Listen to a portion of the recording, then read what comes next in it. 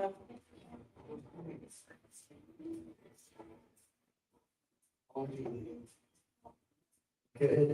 evening, everyone. Good evening, everyone. So loud. Good evening, everyone. First, I want you guys to give yourself a round of applause for coming out tonight. You guys can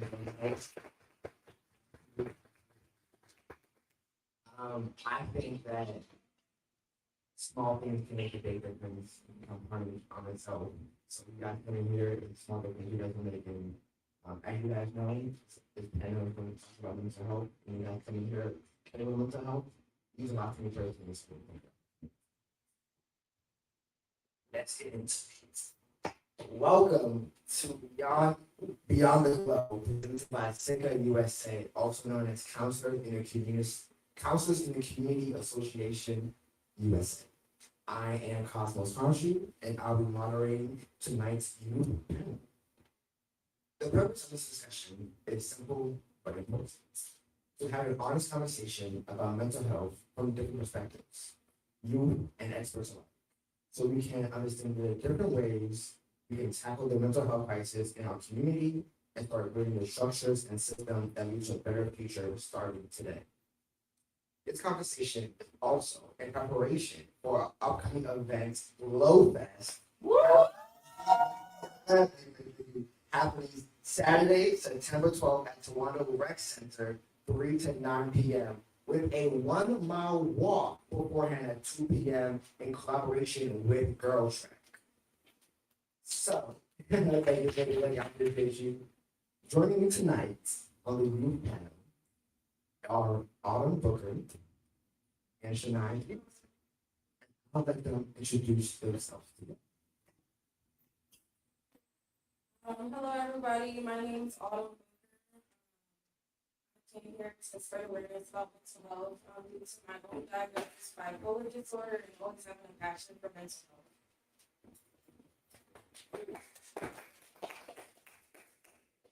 Hi, everyone. Can y'all hear me good with the mic? Is it good?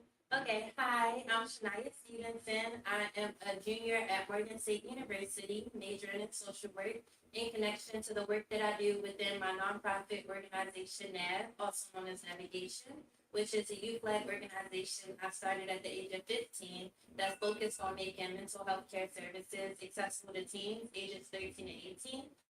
Taking a step back and really understanding my why, I started my organization during the time of COVID.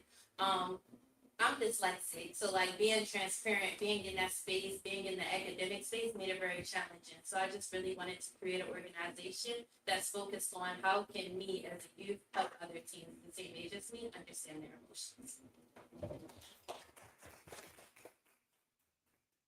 As you can see, we have great, beautiful youth fighting a good fight. Give another round of applause for these beautiful ladies.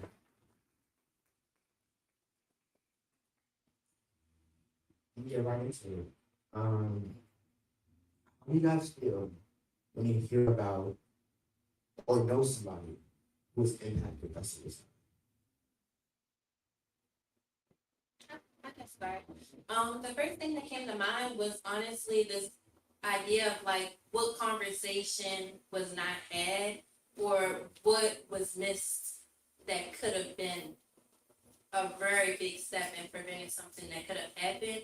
I really do feel like sometimes all it takes is a conversation where you sit down with somebody and just have an understanding of where are you showing up currently in your life and how can I support you. I feel like oftentimes when somebody comes to us with a mental illness or just anything happening in their life, it's like you can show up for them one time, but then with mental health, it's a reoccurring thing. If you don't address something, even down to like a traumatic issue that happened in your childhood, I'm a social work major, so I'm learning about what life is, these different stages that we go through. So if you don't fix something that happened in your early childhood, you're not able to develop in your life. And I feel like oftentimes when people have mental illnesses, it can sometimes feel like a burden on other people. But I feel like it's a team effort, and just starting off with deeper conversations to understand a person and an individual need is where we should start for sure. I would say for myself, before I was really diagnosed with bipolar disorder, it really got more involved in my mental health. I always saw suicide as something that was talked about on the news or TV, but it wasn't until I experienced my own suicidal ideation that I really wanted to understand the why and like a deeper meaning of it. It took like a lot of work. It's still something I work on daily. I'd say like a lot of people that struggle, they feel alone, or people like them never like you see it on the news or on TV, on movies, but you never really with somebody in your own community or somebody that looks like you. And for me, I guess the first step of being honest with myself and being honest with my feelings, a lot of the time I would say that I didn't feel the way I did, but just taking the work every day to seek answers for yourself and be a better person always helps in the long run. First, I would also want to thank y'all two up here for being on the panel tonight. Because oftentimes, people that do go through mental health issues and crises or anything related to like this field that we're in don't feel like it's. So I'm really appreciative of you guys being on this panel here with me tonight. And for you, like talking to me, being honest and transparent, I really appreciate it. I myself went through many different mental health issues growing up. I have anxiety, depression, and ADHD. And growing up, I did not know about everything I had all the time. So navigating it was an interesting experience. I'll say that it was difficult sometimes, but luckily I had a support system around me, my friends, that I also understood the struggles of mental health, because they're also going through their own mental health process as well, to be able to bond and talk to each other about it and work through what's respect. Something that you said tonight that I thought was really important was having a conversation. And that goes back to what I said earlier at this discussion about how a small thing can make a big difference. Like, you would be amazed how one conversation can really change the trajectory of somebody's life. And I feel like there's not enough conversations being had amongst strangers, honestly. Like, you talking to that one person on the bus stop, down the street that you're walking, saying hi, how you doing? Like, don't got nothing crazy, just a simple conversation go a long way. And some of the issues is that people do feel alone. And that small little instance, I have that small conversation, can help people feel less alone. Okay. As young people, I'm a young person, still young, I'm just here for you, I'm still young. As young people, what is it difficult?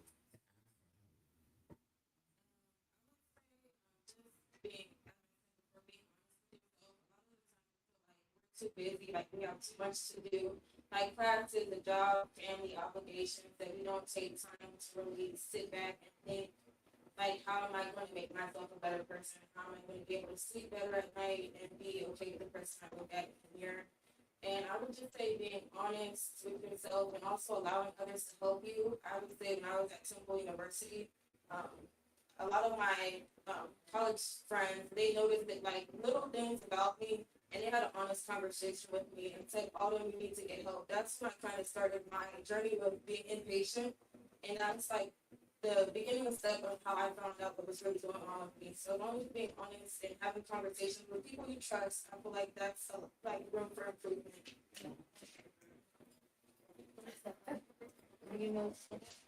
Yeah. The question was, what makes it difficult for young people to ask? What makes it difficult for young people to ask for help? I think the amount of loops that a child has to go through just to receive mental health resources to help them get to where they need to go.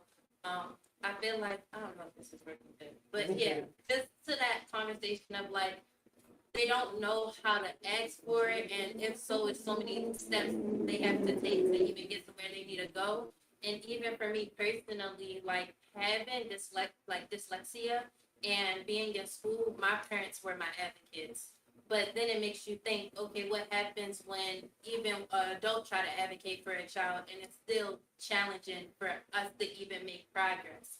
I wasn't even diagnosed with dyslexia through Baltimore City schools. I had to go through Baltimore County schools because my brother went to a county school because he was very intelligent. So it's like when you actually take a step back and realize like it's the systems that are in place that's making it challenging. I feel like that's how we start to have an understanding of, okay, so what do we need to do to go and interrupt those systems to help us receive and not make it as difficult to receive those resources. Something I did not mention earlier on this panel was that this is an open community forum. So if you guys feel the need to jump in to your input, I would love to hear what you have to say. Because it cannot just be us, it cannot just be y'all, it takes all of us to make change in the world. And we can be a change we want to see in the world today. That's it. Something that I thought was exceptional, she said, Autumn, was be honest with yourself. I feel like a lot of people, honest people myself, growing up, especially going through my journey with my mental health, especially when I was going through my suicide issues, like you, and the manipulative episodes, there was a very long time where I was not honest with myself about how I felt and what was causing those feelings to come up. And something that I realize now after the many years of therapy, talking to my friends, family, getting on medication, is to know yourself is to love yourself. And the more you know, the happier you are. Because if you secure yourself, you know yourself well, you take yourself out on dates, those are like the small little ways to help mitigate and go through and deal with those times we don't feel the best episodes. At the very least, that was for me and my journey. And something that she brought up, I thought was great, was the systems and structures. Could you guys talk a little bit more about what are some systems and structures that you guys have experienced navigating through your mental health journey as someone dealing with it or an advocate that was difficult for you, like specifically? Because oftentimes, I feel like oftentimes there's not enough specificity. There's not enough specific examples of what it is. Because just talking about like general systems, general structures, would not get to the root of the issue. So if you guys can think about what specific structure or specific system that was hurdle for you guys to seek mental help that you need. Can you talk a little more about that, please? I would start off with just the idea of having to be in a whole different system or place that's not like for me it was school. So like I would have to get pulled out of school to get into those extra intervention classes. So being drifted over into that system alone, it makes you feel like an alien. So it's like once you're placed into that space, it's already challenging because it makes you feel like, or even once you get placed into other spaces where other people are like different from you, I think my biggest thing was like, I don't feel like I belong. And like, it's very challenging being in systems and spaces where you don't feel like you belong. But what definitely helps me, and I know my peers could say the same thing, is like you said, once you get down to the small things that occur in those systems. So even down to the transportation to help a student get to school, if we're able to have deeper conversations about like what transportation actually looks like for a student, which is a student can have to wake up and take care of their mother, their sister. But not only that, you have to take the time to catch the bus, and sometimes the bus can pass you, and then you have to have those 8 hours in school. And with friendships and relationships, things can occur in that school space, and then you have to repeat that process all over again. So just starting off with simply helping students get transportation, that little thing right there, I think, can definitely adjust and make a change for a student mental health because they feel like, one, I'm seen, but also I'm taken care of. And I think that's what a lot of students just want to need. I would say for me, I went to college in Philadelphia, at Temple. And the thing with being in college is very rigorous, but when you're not mentally there, or like when you're not fully, equipped to deal with like everyday life and school, I think it take a toll on you. I would say like the first system I really dealt with was like kind of seeking like therapy through college. They do have I know for Temple, they had certain guidance counselors that could stick with you for a while, but I felt so poorly mentally that like I was very I stayed in my dorm for like a while and my health declined, so I was later involuntarily put into like a mental health clinic to receive medications and treatment, and that was like a year, like years of going in and out, going back to school, going back home in both Pennsylvania and Virginia. And I wouldn't say it's till like one hospital formally diagnosed me, but with being in systems in my college or back home in Virginia or Pennsylvania, you learn like there's a lot of different rules in different states. There's a lot of different ways they go about things, medication or like or how long you stay in certain hospitals. And I would say just navigating it, trying to find your own voice is very important, advocating for yourself. There's always been, like, we're all imperfect, but, you know, humans make mistakes. There may be, like, one thing that a doctor or a professional may think that is going on with you, but she may think it's a different. I think it's important to, you know, have honest conversations with yourself and somebody that's a professional. I always advocate for therapy and just, you know, finding what's best for you. I like, hello. I like how you said to advocate for yourself and think about it. I really like that because just remember, like, especially if you are dealing with something and you feel it in you that what they're saying isn't right, like, there must be a reason why you're feeling like that. Like, trust the feeling that you have in yourself. Advocate for yourself. Like, I feel like oftentimes, especially with myself, something I'm still working on is getting myself grace. Like, I think that you just said we're not all perfect. We're just human.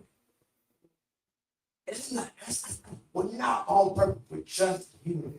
And I feel like a lot of the time, people operate in ways where it's like we're not all people. We all do the same thing. We all go through different things together because we're all experiencing life. Like, we're not perfect. We're just human. That's so beautiful. I love that. I love that.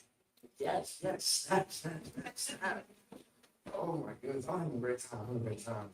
Okay, what roles, pros and cons, do schools, family, peers, and community play in like the mental health crisis and the mental health journey? I would say your foundation is like your support system. I feel like for me, when I was first diagnosed, I didn't accept it. I was like, they don't know what they're talking about. There's nothing wrong with me. That was me not being honest with myself. But I had to really, you know, analyze what I was doing or how I was acting. You know, it's not per se like something being like, you know, like really wrong with you, but being honest on how like, you know, you need to navigate life.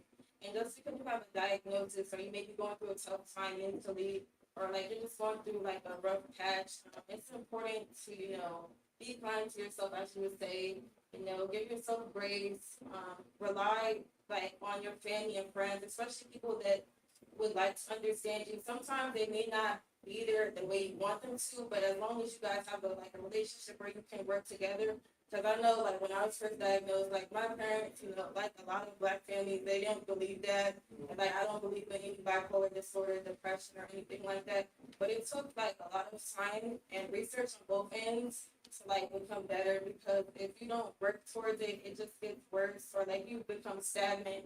And there's no, you get nothing out of being stagnant in life, you know. It's a journey. Not everything will be perfect. But, you know, just as long as you keep trying with your community, it's bound to get better.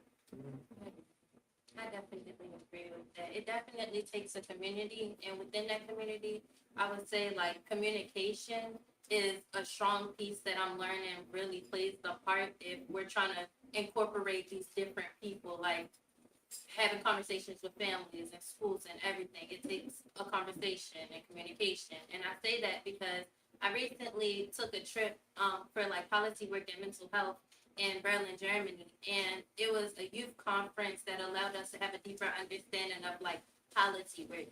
And although I'm a mental health advocate, I've really been tapping into different fields to have a deeper understanding of how can I better support young people. And a conversation that came up while in Germany was this idea of like this orange theory. And they connected it to like the political state of our world because as y'all know, we have two different parties and so many different opinions. And oftentimes, back to that orange theory, two parties could be fighting over one orange, but if you just take a step back and analyze the orange and what everybody needs, you find out one group needs the juice while the other needs the skin. And I feel like when you really understand that, you start to realize that's how life is. If you just take a step back and have a conversation with the other party, we can have an understanding of how can we support whoever we need to support. So I definitely think communication is the key.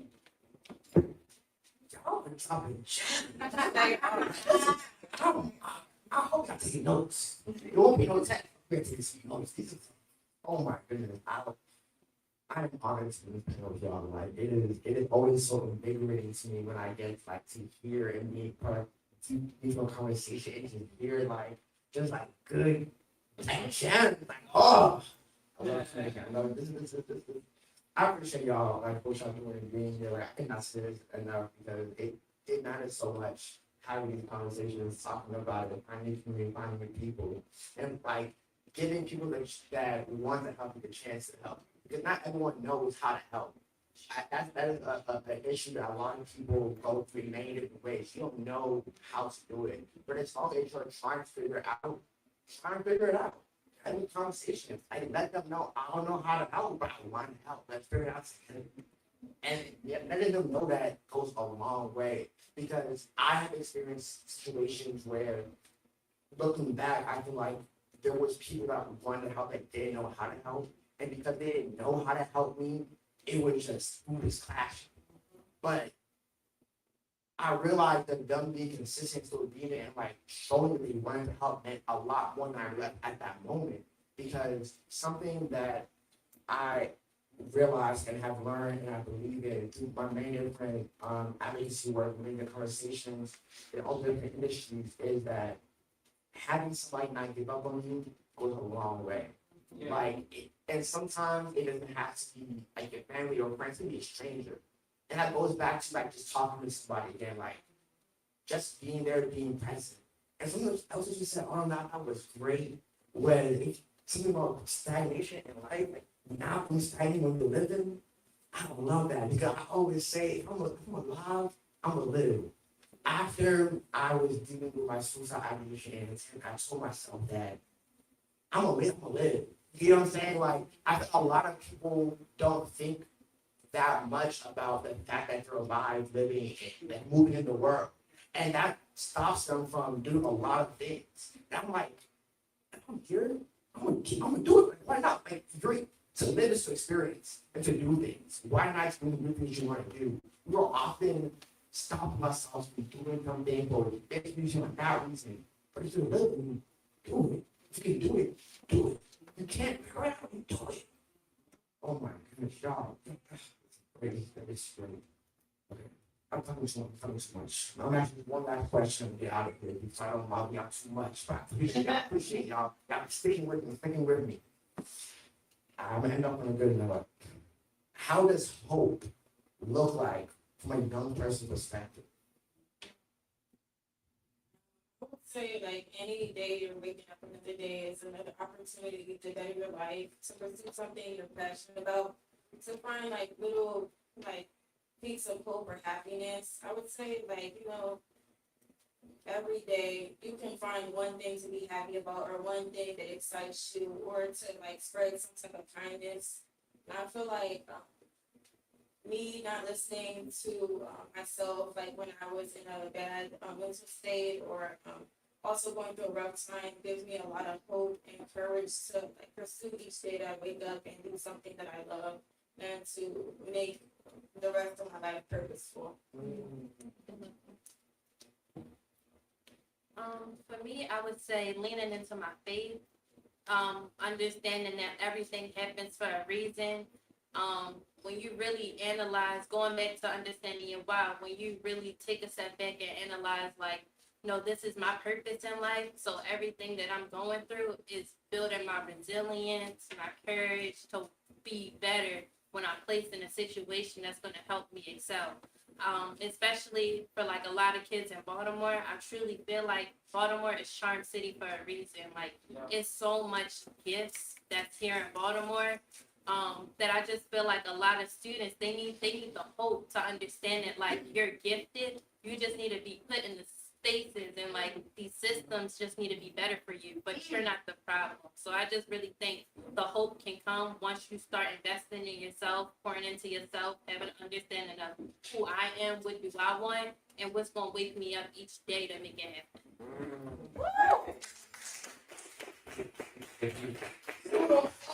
Come on. I was one thing last year. It's a great day. I gotta talk about it. I'm the moderator, y'all. Something, oh my goodness, something that I thought we really get to set on was finding joy in anything and everything. Like, finding one thing. Like, I am somebody that is filled with awe for anything and everything. There is. So, I grew up never to play basketball. I had no time for that. I had many times basketball was not one of them.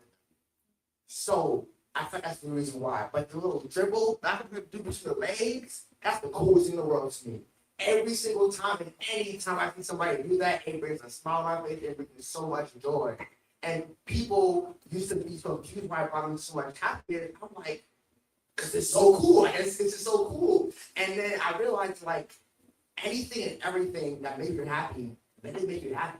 If I go outside today and I look at the sky and this particular shade of blue today is just a beautiful shade of blue, it makes me happy, let me so be happy because I shade of blue is a good shade of blue that day. Like, you can find happiness in anything and everything, and don't let anybody tell you what you can and can't be happy for.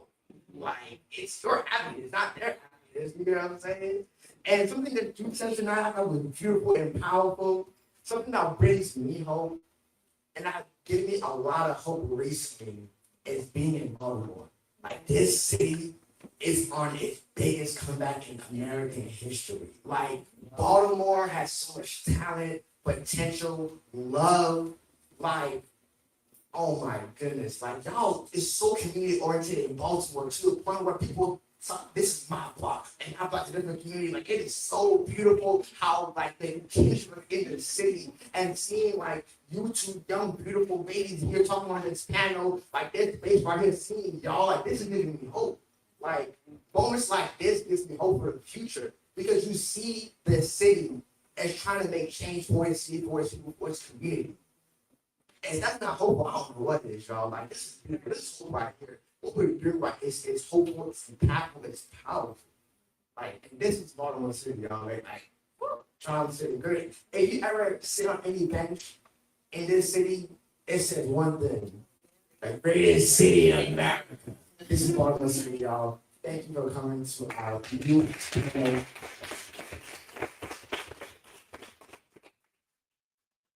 Any questions for our youth panelists? Don't be shy now. No questions. Can we do comments? Yeah. I think something that I'm hearing as a thing that I've also experienced in my own journey. Number one, believing in yourself, listening to yourself, and honest with yourself. It can be a long time to get diagnosed. Like a long time. And the only reason I'm alive is because this one right here, because I found out that he was in my belly and I was done with it. So I will say, like, find hope, find something to be grateful about, find something to be grateful about. But also what you were talking about, barrier removal, like especially for our youth, right? Like when it comes to mental health, I think a lot of it revolves around perspective. And not perspective meaning like if you see it that way, it's gonna feel that way. Not necessarily that. Perspective meaning like what's happening in your universe. And do you feel that the barriers to get to who you see yourself as are higher than your ability or energy or resources to get there? And it's like it's a point in which I think a lot of young people, not you, a lot of youth and young people, what I'm saying, but a lot of youth, it's natural, right? Like the brain will shut down to protect itself, right?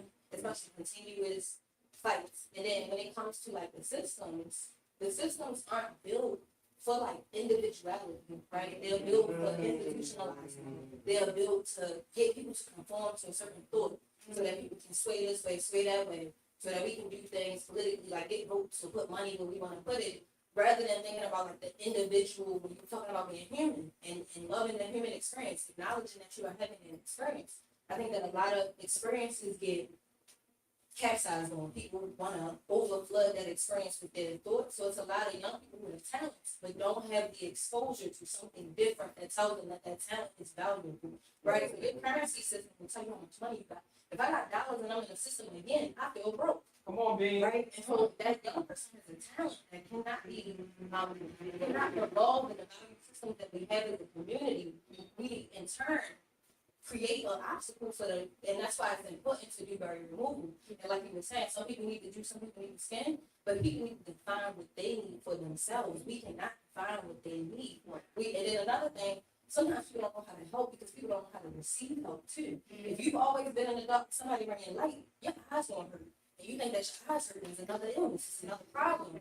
And so I think that coming into mental health or mental illness is a whole experience in itself. It's a culture shock. If you not have support in your life, and if people come along trying to support you, what they trying to do? They trying to pay something off. You don't even know how to receive that thing. So I think a lot of it is the universe that the person lives in. And when we want to help a person, we have to get into that universe. When you were talking about what conversation didn't happen for someone who did commit to their ideations, right? And a lot of times that conversation doesn't happen around that perspective of the universe and where they are themselves. Sometimes we don't know what the resources are around them, and even if they do know the resources, how do I tap into it? I'm so exhausted. Like you said, I'm exhausted. I stayed in my room. They had to put me somewhere because I just wouldn't come out. I wouldn't go to the house. I wouldn't go to the thing. So how do we get the resource to be on the level of the energy of the people who need that help? And I think that that's what happens in our community, especially for our youth. I think that in our communities, especially our communities, right? A lot of the older folks will tell the younger folks, "Go sit down and be quiet until you're 18, then you make your own decisions on your own." But you've never had the runway to make a mistake graciously. So being graceful to yourself is a whole new concept. How do I be graceful to myself and still hold accountability? So I think that the conversation that you've had is really powerful, right? And I think that when we talk about communication as well, the way that you communicate an experience to yourself is the way that the brain will feed the bias and give information. So I think when it comes to our young people, empowering them with language, right? Learning, like some people are having experiences. When I was going through mine, I didn't even know how to talk about mine. I grew up in church. Is it a demon? Is it this? Is it this? Is it this? I don't even know. What I actually diagnosed with PTSD. I had too many experiences that compounded on each other when my brain started creating threats because I was always under attack. So I had to create a system to keep myself from attack, which means I can't connect to my community because somebody lived and attacked me. I can't do this because something else will stop me. I can't do that because, so it created a box around my definitions, right? So I think that redefining experience, redefining life for our youth, and giving them words of empowerment for themselves is going to be extremely important. Giving them stages like this one. So I think like GLOWFEST, this event, Beyond Glow, all of these are important because they bring enhancement, bring language to experiences that we think that nobody else has, but we now need to know how to articulate so that we can help one another and receive help and know that it's in good intent. Sorry, I know that was long. Thank you. Really appreciate that. And one thing you mentioned I thought was really important is trying to understand that other person's universe. Oftentimes we try to put our perspective, our viewpoint on somebody else's experience, even though we're different people that have different experiences and we're all our own individual universes. It is unfair to try to help someone navigate it without trying to understand where they are coming from. And oftentimes people try to force their perspective, their universe onto other people because it is sometimes draining helping somebody like go through this, like ask somebody that help other people and somebody that deals with myself. I understand that sometimes it is, but it's about continuing the effort, continue putting in the work. Regardless if it's draining, understand how to navigate that in a healthy way and be honest and open and have those conversations with each other. Like I said, not everyone knows how to help, but let them know you want to help. Continue reminding them that we're all just human. We're all people. First of all, beautifully said, beings, beautifully said. I also want to congratulate the youth panel, all of you, the moderator, on how you have showed up and showed out and what you've been saying, because it's really, really beneficial. I wish it could be a bigger crowd, but, in time, we'll, tackle maybe, that we do it maybe more frequently. So the question I have though is, I think we kind of touched on it a bit, and so it seems like in the Black community, mental health is something that people don't want to talk about much. So my question is, or if we talk about it, we feel like it's taboo, we say, oh my gosh, something's wrong with you. But how do you, or both of you, please hands, all three of you, how do you feel inclined to be able to speak out about it freely? Because I know that it isn't easy to just come up and speak, and we kind of talked about it a little bit, but I'd like if you guys can address that question. I would say for me, just knowing that me being honest with myself and asking for help or just talking about it helps other people. That's what kind of kept me motivated to keep speaking about it in college.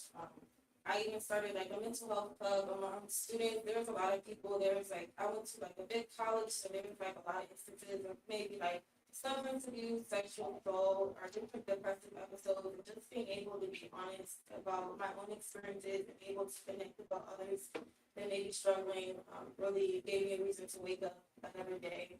A lot of the time when I was having a lot of negative talk to myself, or I had a lot of negative ideas about myself, I felt like I didn't have a purpose. I was like, I would even, beg to not even wake up another day. But that's just me being in the moment and not being well. But just being able to even, touch bases with somebody and saying, that really helped me. Or like, you gave me another reason, like we give each other a reason. Like it's like a ripple effect. It just takes like one little action, one little act of kindness to help somebody and to make progress. I feel like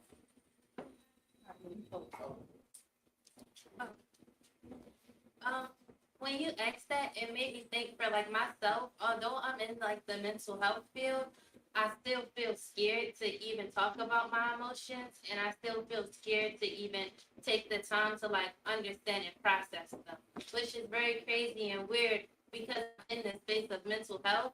But like honestly and transparently, like when it comes to myself, I still do struggle based on past trauma experiences to even speak about my experiences, especially with adults. For me personally, I feel like sometimes when I speak, it's always like a negative response from adults saying like all these things for why I shouldn't feel the way that I feel. And that does definitely make me kind of like stir away and get into this space where I'm at today, where this is how I express myself. This is how I understand my emotions. Being in the space of like my business and taking the time to build out lesson planning to understand mindfulness, like that's me forcing myself, but not even just forcing myself, but me putting myself in the space to take the time to actually understand these things that we're navigating with through life, and being able to facilitate the workshops with other kids the same age as me is a big way for like how I actually feel heard because I'm around other kids my age. So.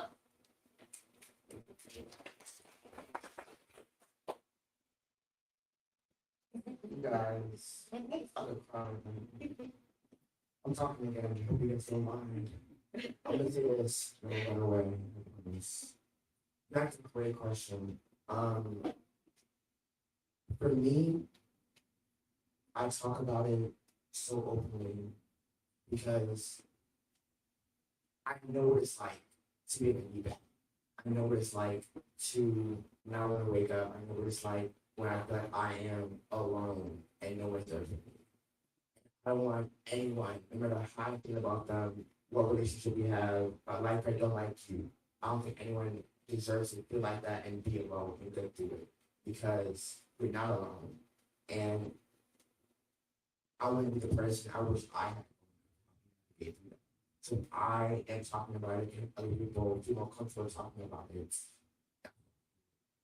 Something that I think we've been talking about a lot throughout this discussion was we're just human. We are people. We go through things, we feel a lot of different things, and that's okay. I feel like within the Black community, we often always try to look good, look great. And that's not just Black community, I feel like, because I'm African American, I'm immigrant here. And something that I have noticed in many different ethnic communities, too, as well as different friends, across the world, not about it. Is always trying to look good for other people, regardless of how the true reality is. But we need to be honest with ourselves and honest with each other, because we're all human. We all go through things, the same thing sometimes. And having more of those honest conversations can help people not feel like it's just them going through it. Because we all go through a lot of the same things together, and we should be more honest about it. So me being honest about it, it is hopefully help somebody else not feel like they're alone, and that they can get through it too. Okay, so in wrapping up, I would like to make a statement.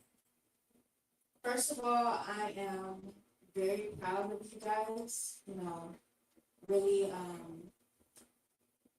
taking the effort to be aware of you guys' mental health and taking the effort to be proactive,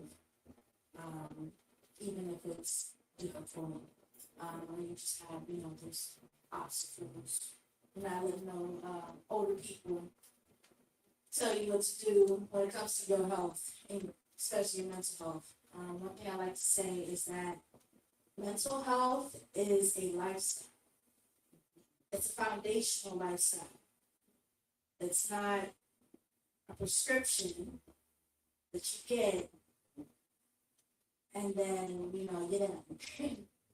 It's a lifestyle from a spiritual, mental, and physical standpoint. And you have to be very delicate with it. I have my own diagnosis, like anxiety. I didn't even know stress was a part of mental health until I went to the hospital, because it can physically affect you. So I'm proud of you guys.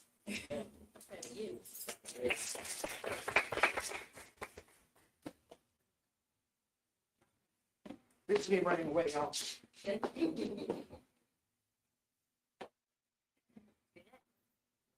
All right. So,